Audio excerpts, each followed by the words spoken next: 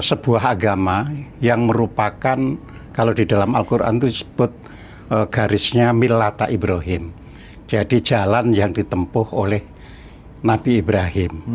Nah, kita tahu kan Nabi Ibrahim nanti kan menghasilkan kelanjutannya itu ada agama Yahudi, ada agama Kristen, terus akhirnya agama Islam.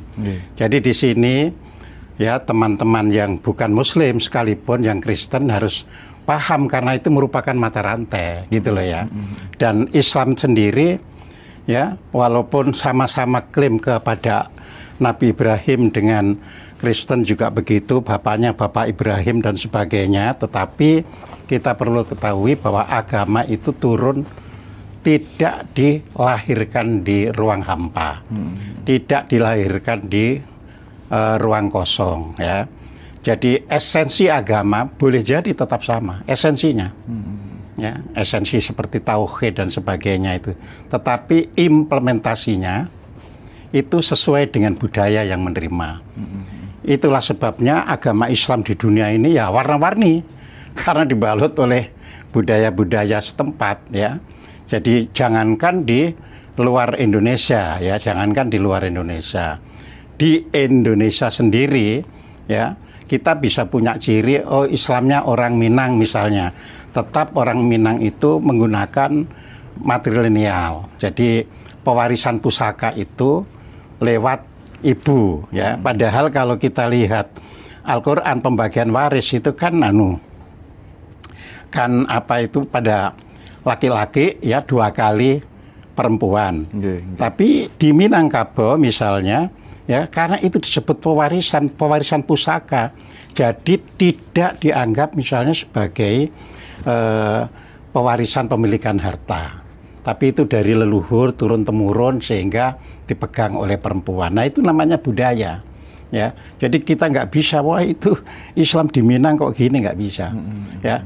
Di Jawa saja misalnya, di Jawa ya orang-orang yang katakanlah yang sangat fanatis misalnya di Sunda terhadap orang Islam yang dipraktekkan di Jawa, orang Sunda menganggap orang Jawa itu Islamnya lebih longgar daripada orang Sunda. Nah itu kan dipengaruhi oleh budaya. Nah kita sekarang ini hidup sebagai orang di Nusantara. Jadi bagaimanapun esensi agama Islam yang dibawa oleh Kanjeng Nabi Muhammad tetapi bagaimana implementasinya itu di Nusantara. Nah semula jadi melihat pertanyaan Mas Hendra tadi, masalah desain ya. Nah, ini juga perjalanan. Semula ya tidak ada desain apa-apa semula ya. Jadi semula itu misalnya ketika terjadi pembantaian di zaman misalnya cucunya Nabi Muhammad yaitu Imam Husain misalnya ya. Nah, di situ otomatis kan ada pihak-pihak yang merasa tidak nyaman hidup di sana. Akhirnya mencarilah ya tanah baru untuk bisa melaksanakan agama Islam. Sampai di sini ya belum ada desain apa-apa ya. Mereka ya hanya menjalankan agama sesuai yang dipahami oleh yang namanya imam-imam itu, sesuai ya. Nah, terus lama-lama kan dari Timur Tengah ada perang lagi, misalnya yang perang ketika dihancurkannya Mongol, ya kan, perang salib, ya. Ini juga orang-orang banyak dari Timur Tengah, dari Persia itu yang datang ke Nusantara, ya. Jadi di sini orang escape atau mencari perlindungan, belum ada desain. Ya. Jadi murni mencari tempat yang murni mencari perlindungan. Nah, kita tahu kan perlindungan itu adalah negara yang lebih dianggap bisa melindungi. Ya, jadi nggak mungkin kan misalnya orang yang lari dari pemberantasan Mongol oleh tentara Mongol itu, ya di zaman Hulagukan misalnya, ya di zaman Genghis Khan, terus di sana dilakukan oleh Hulagukan di dalam pembumi hangusan istilahnya. Nah, di situ kita tahu kan orang gak mungkin terus lewat jalur yang misalnya larinya ke Iran terus ke Afghanistan, ya sama dengan di Papak ya kan, ulo marani gepuk lah kan gitu kan. Jadi ular yang justru datang ke tempat orang yang mau memukul. Dia lewat jalur ya yang meskipun melingkar-lingkar akhirnya bisa sampai di Nusantara ya. Nah di Nusantara kalau kita membaca tulisannya apa itu Sonoghurgronya tentang Islam yang ke Nusantara yang periode-periode awal ini, ya akhirnya ternyata pada titik itu ada pembawanya yang sama. Misalnya ciri-ciri di Aceh Islamnya gimana, ciri-ciri di Jawa Islamnya gimana. Jadi pada masyarakat lamanya belum ada perbedaan ternyata. Nah perbedaan-perbedaan itu kan terus kemudian ya yang waktu itu saya ceritakan ya kan, di dunia Islam sendiri terus muncul fikih di dunia Islam ya lah. Banyak orang yang tidak tahu bahwa perjalanan agama itu pada mulanya ya tidak ada fikih ya, guru-guru yang mempelajari apa yang disampaikan Rasulullah dan sahabat-sahabatnya ya, dan ulama-ulama yang menekuni pada waktu itu. Nah, padahal seperti yang saya sampaikan, Imam Hanafi itu saja lahir tahun 80 Hijriah.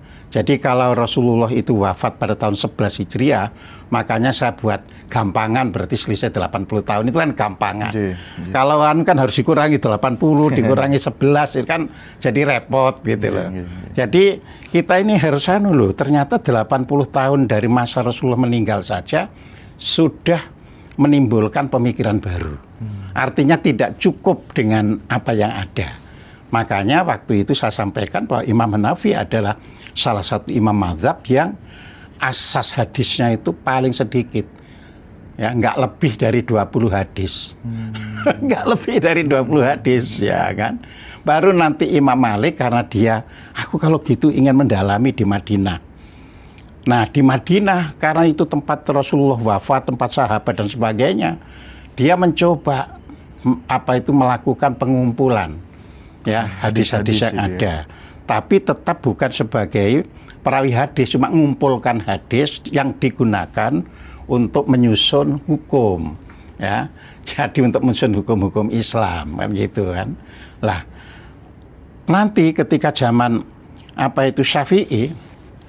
Syafi'i itu disebut punya namanya qaul qadim sama qaul jadid. Jadi artinya ketika di Baghdad Syafi'i merumuskan fikih Islam itu sesuai dengan kondisi budaya di Baghdad. Ini para netizen harus paham ya. Suatu hari pada masa tuanya Imam Syafi'i itu pindah ke Mesir. Akhirnya merumuskan fikih sesuai dengan kondisi di Mesir. Nah, sampai hal ini ya belum ada desain itu belum bisa dilihat ya.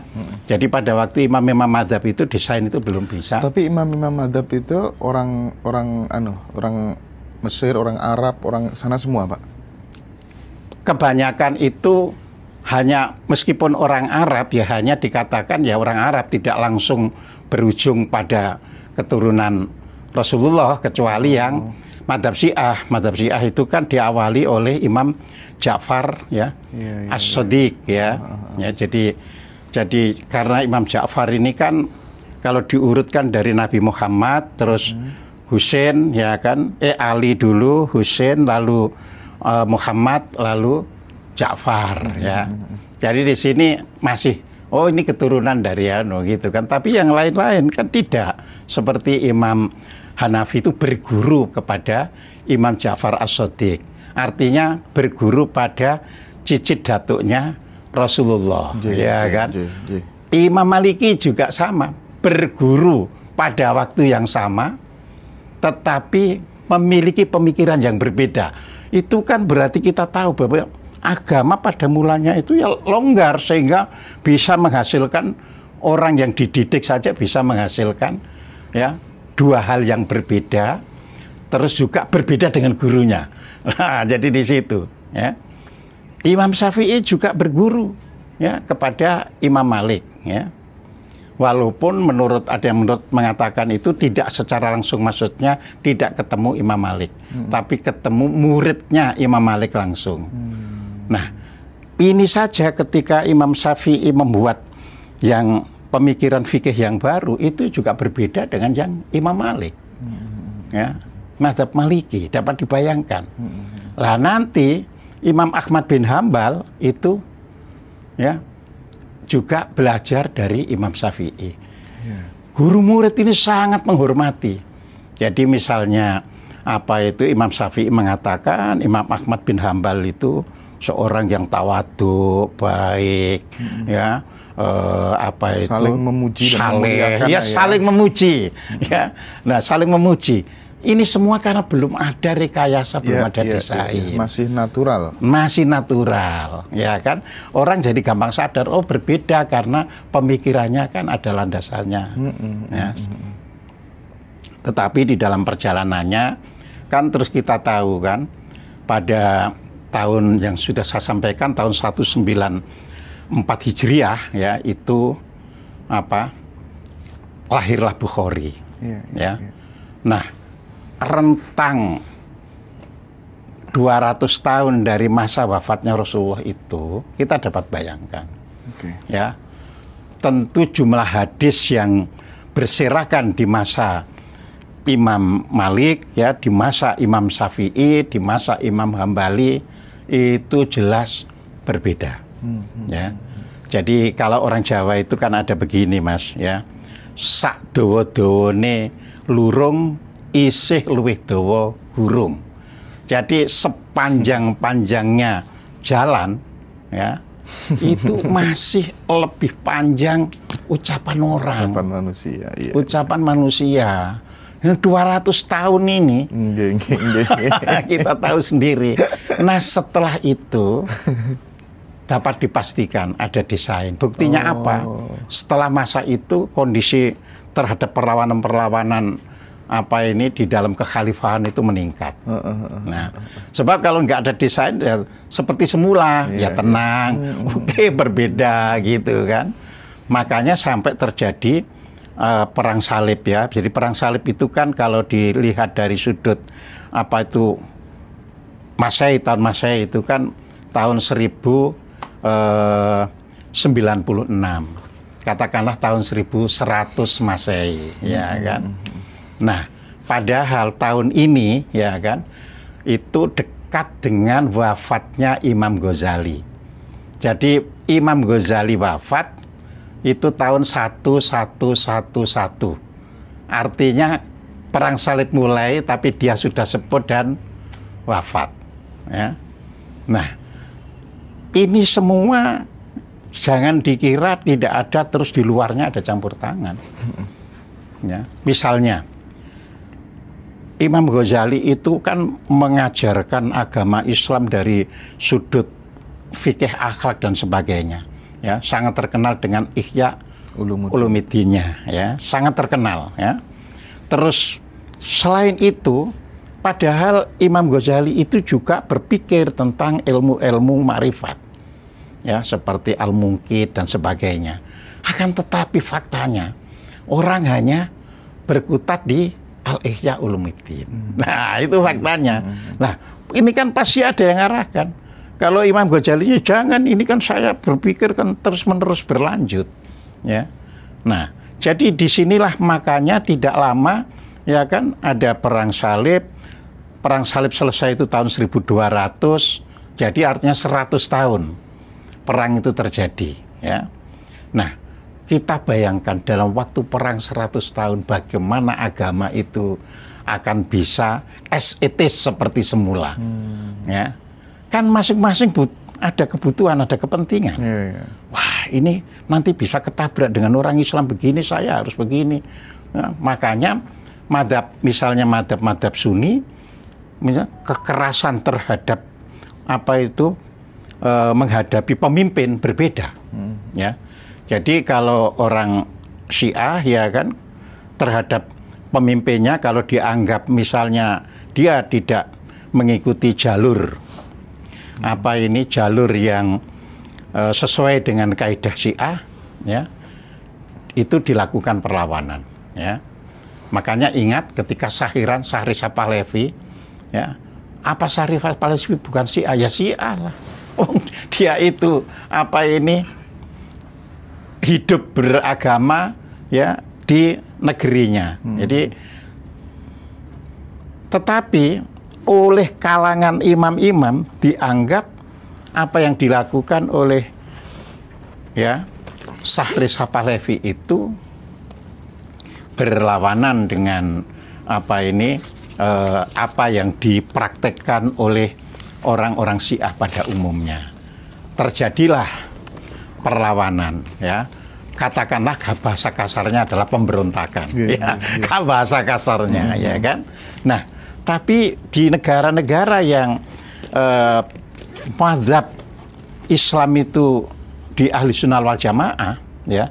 Jadi Ahlussunnah wal Jamaah itu sebenarnya bukan hanya 4 dari Hanafi, Maliki, Syafi'i dan Ahmad bin Hambali itu, ya. Mazhab Zohiri juga mazhab dari Ahlussunnah wal Jamaah. Cuma kan ini yang terbesar, ya. Nah, ketika suatu tempat itu pemimpinnya itu bermadzhab, pemimpin agamanya itu bermadzhab yang Ahlussunnah wal Jamaah, maka pemimpin itu meskipun kafir tidak boleh dilawan. Yang penting si pemimpin itu tetap adil di dalam memerintah, ya. Makanya terus keluar ada gium, ya, Raja Alim, ya kan, Raja Lalim, Raja disanggah, Raja Alim, ya, Raja yang dipatuhi, ya. Jadi selama dia itu tidak lalim, meskipun agamanya apa tuh, nggak menjadi masalah. Makanya mazhab Syafi'i atau Ahlussunnah wal Jamaah pada umumnya gampang sekali tersebar, ya, karena tidak berurusan dengan yang memimpin. Asalkan pemimpin, misalnya pemimpin Indonesia, asalkan dia berbuat baik kan, ya sudah. Kebijakannya pro rakyat. Iya, pro rakyat, ya kan. Nah, tapi penjajah kan lain. Penjajah memanfaatkan kalau penjajah itu, ya kan. Kenapa pada mulanya seperti yang saya sampaikan, pada mulanya itu yang masuk pertama kali adalah istilahnya ya Islam sebagai yang dipeluk dari asalnya. Ya artinya yang Syiah ya tetap Syiah, yang Ahlussunnah ya Ahlussunnah. Nggak ada itu pertikaian itu. Makanya Gus Dur itu pernah mengatakan begini kan, Jamaah Nahdliyin itu, ya kan, itu sama dengan Syiah tanpa imamah. Jadi Syiah tanpa imamah, ya. Jadi bedanya katanya di situ. Karena dalam praktek sehari-hari sama itu, orang Syiah, orang Nahdliyin itu ada berjanji, ada tibaan, ada macam-macam itu sama. Jadi tidak menjadi persoalan kan itu kan. Tapi kan terus lama-lama ya, yang saya sampaikan pada abad ke-17 ya kan, lah ini datang yang by design, ya kan, karena VOC pada waktu itu ya abad 17 kan tidak menginginkan usahanya di dalam menjarah perekonomian di Nusantara itu dapat perlawanan.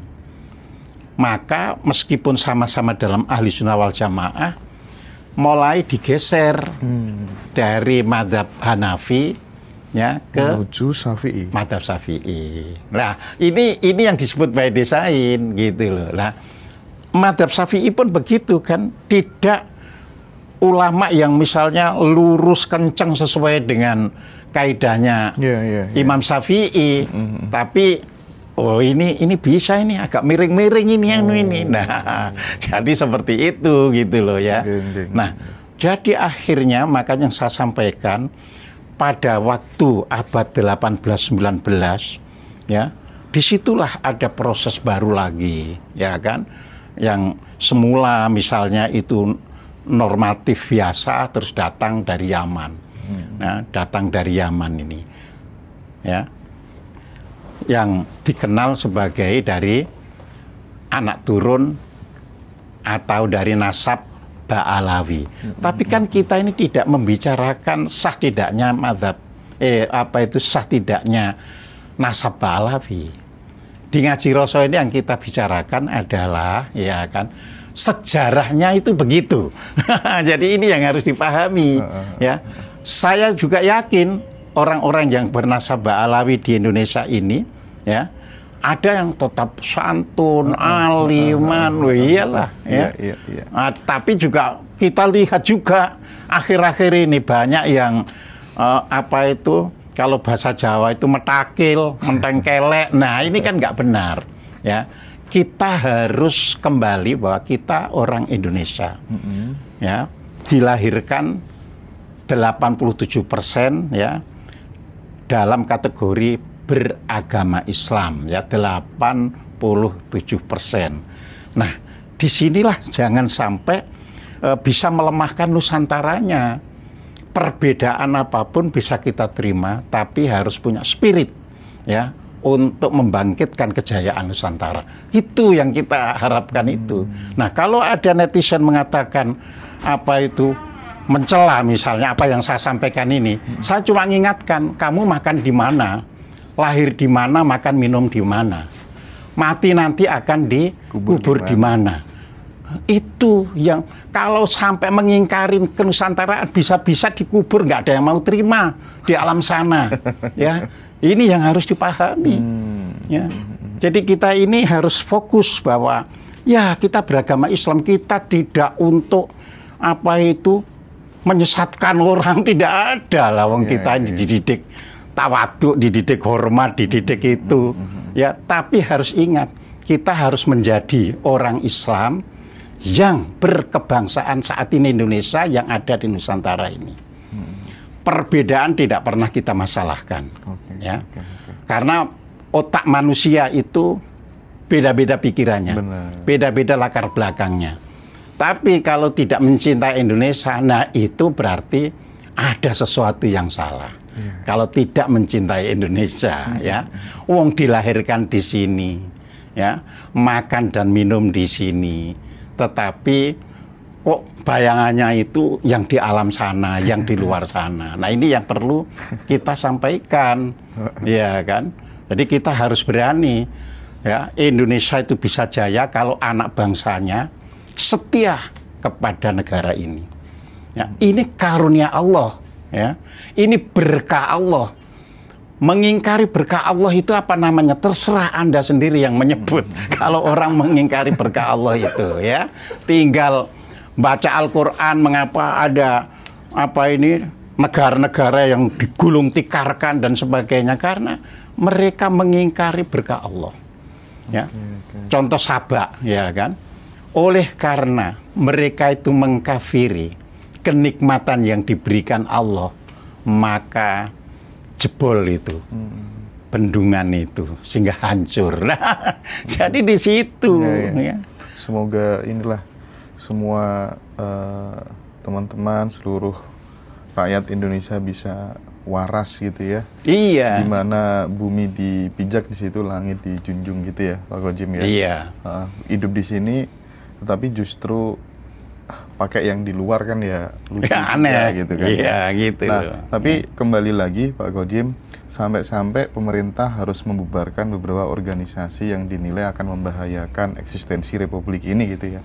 Bahaya-bahaya seperti apa sih jika kemudian Ikhwanul Muslimin, FPI, HTI, ya kan, dan lain-lain itu, Wahabi, terus kemudian eksistensinya difasilitasi oleh media, itu bahayanya apa Pak Gojim? Jadi gini, jadi pertama sebelum sampai ke bahayanya, ya kita harus tahu kalau membaca misalnya bagaimana bangkitnya Ikhwanul Muslimin, bagaimana bangkitnya ya HT, kalau internasional itu cuma HT saja, HT aja. Hizbut Tahrir, ya kan.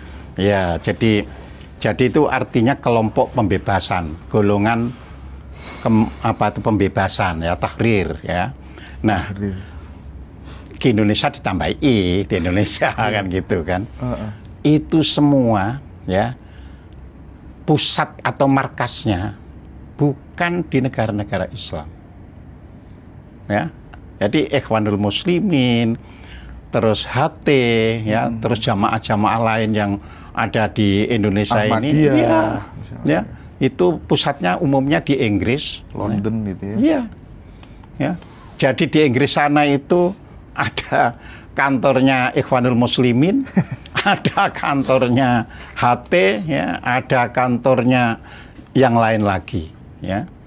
Nah ini kalau kita terus sudah begitu kan kita harus mikir, loh, kenapa harus ada di sana, ya kan? Mengapa tidak justru bertempat di negara-negara yang diakui sebagai pelindung agama Islam? Nah, ya. Misalnya negara-negara Islam, ya, itu tidak menerima HT, ya, di Timur Tengah itu. Ya. Tapi apakah Timur Tengah tidak menyokong HT? Nah, itu perkara politik. Ya, jadi HT itu tidak boleh hidup di Timur Tengah, ya, tidak boleh, ya. Bahkan kalau berani ya bisa dibunuh, ya. Tetapi silahkan Anda kalau buka markas misalnya di London atau di di dekat Israel itu, ya, silahkan saja. Ya. Tapi jangan membuat markas di sini. Persis zamannya, ya, Gaddafi. Gaddafi itu melindungi teroris, ya. Tetapi teroris-teroris itu tidak boleh beroperasi di Libya. Kalau mau beroperasi ke sana, ya. Nah, makanya suatu hari Libya diserang kan oleh Amerika, ya, dan Italia. Nah, HT juga begitu. Negara-negara Timur Tengah itu mendonasi, memberikan ini, ya sudah, boleh kamu di sana Jadi seperti itu, ya. Dan diawali yang paling jelas itu adalah datangnya Senok Hurukronya, ya. Ini semua netizen harus paham, ya. Perjuangan Aceh itu sulit ditaklukkan. Sulit, ya. Tapi ketika Senok Hurukronya datang dan Senok Hurukronya mengaku, nah ini harus dipahami, mengaku beragama Islam, ya, bahkan sudah pernah belajar di Mekah, semua bisa diajak berunding dengan gampang. Ya. Kata Senok pada waktu itu untuk menyadarkan Sultan Aceh, kan akhirnya si Cut Nyak Dien itu nggak dapat dukungan. Ya, karena Senok kan memberikan satu nasihat akhirnya kepada Sultan Aceh, ya. Ya, orang Belanda itu kafir, ya. Orang Belanda itu kafir, ya. Tetapi di dalam Al-Qur'an kafir itu ada kafir harbi, ada kafir zimmi. Iya. Orang Belanda itu kafir zimmi. Belanda datang ke sini bukan untuk berperang lawan orang Aceh. Tapi Belanda di sini untuk bekerja sama dalam ekonomi, ya, di mana juga menguntungkan kehidupan Kesultanan Aceh. Apa akhirnya? Oh, begitu, iya, nggak boleh itu Cut Nyak Dien melakukan perlawanan. Nah, jadi hal-hal semacam ini kan kita harus paham, ya. Ya, jangan saya yang dia anggap sebagai kan gitu. Ya, ada Senok Hurukronya di Jawa Timur dulu, ada Van der Plas. Ada Van der Plas. Orang-orang Jawa Timur, bukan begitu cara menerjemahkannya itu. Gini loh. Nah, dia menguasai Al-Qur'an. Ya, tetapi bagaimana Van der Plas itu supaya orang-orang santri-santri di Jawa Timur itu tidak melakukan perlawanan, ya. Jadi dapat dibayangkan, padahal Jawa Timur itu dapat dikatakan termasuk hard power. Jadi artinya itu kalau disentuh gitu perang, ya kan, ya. Makanya jangan heran ketika setelah Indonesia menyatakan tanggal 17 Agustus 1945 itu merdeka, mereka mencoba menurunkan tentara-tentara bayarannya itu, Gurkha itu, kan di Surabaya. Ya. Tapi kan orang Surabaya sudah sadar, wah enggak, ini tipe penjajahan, ya kan. Nah, supaya terjadi gerakan antara intinya itu orang ya Indonesia beragama apapun, ya tapi pada waktu itu pesantren-pesantren kan sudah punya istilahnya ludahnya itu begitu ngomong diikuti. Makanya jangan heran Bung Tomo meminta restu dari Kiai Haji Hasyim Asy'ari. Apa diperkenankan melakukan jihad? Wah, harus. Nah, perang langsung, ya kan? Iya, coba nggak terjadi satu endorsement seperti itu, kan nggak bisa. Ya.